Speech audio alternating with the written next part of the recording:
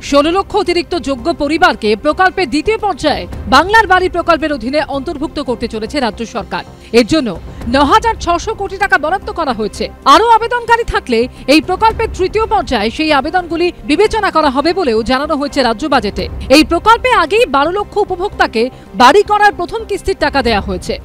আবাসনের কাজ, যে গ্রামীণ বাড়ি বন্ধ করে দেওয়া হয়েছে, তা সত্ত্বেও আমরা আমাদের সীমিত ক্ষমতার মধ্যে দিয়ে আপনারা দেখবেন বিরাট অংশ টাকা আমাদের 28 লক্ষ পরিবারকে বাড়ির জন্য এই বাজেটে অনুদান করা হয়েছে।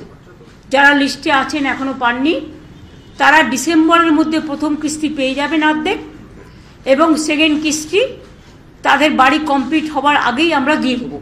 হারমাতদেরকে বাড়ি দেওয়া হবে, এই তো বাজেট, আর কিছু না।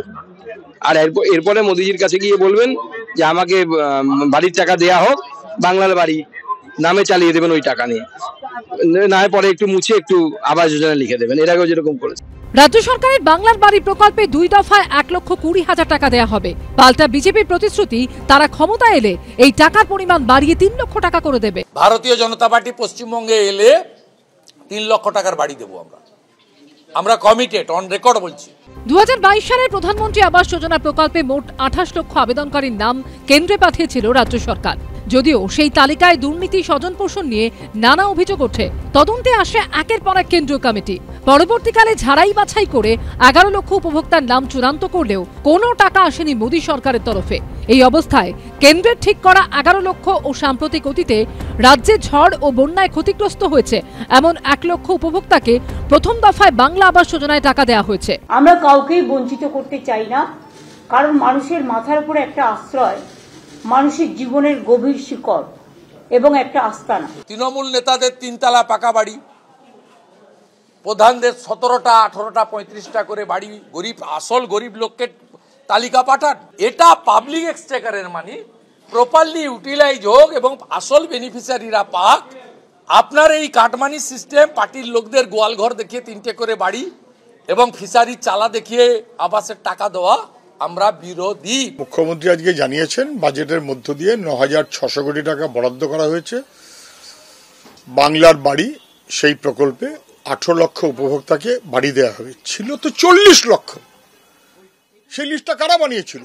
কাটতে কাটতে বাদ চলে গেল, আবার কাটতে কাটতে বাদ চলে গেল, আবার তদন্ত হলো, দেখা গেল উদরপিণ্ডি বুদর ঘাড়ে 3 তলা বাড়িতে ঘরের টাকা, বাঁধের পাশে বসে আছে, তার কোনো টাকা নেই।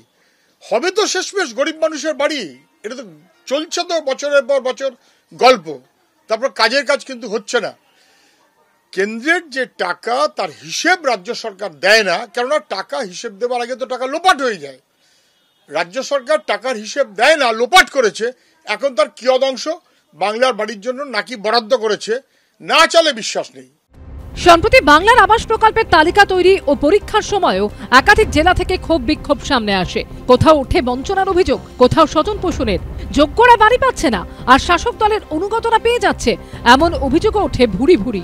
এমনকি সংঘর্ষ পর্যন্ত হয় কোথাও কোথাও।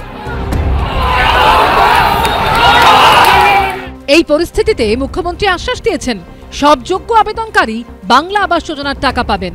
আশাবুল হোসেন, উজ্জ্বল মুখোপাধ্যায় ও ঝিলম করঞ্চায়ের রিপোর্ট, এবিপি আনন্দ।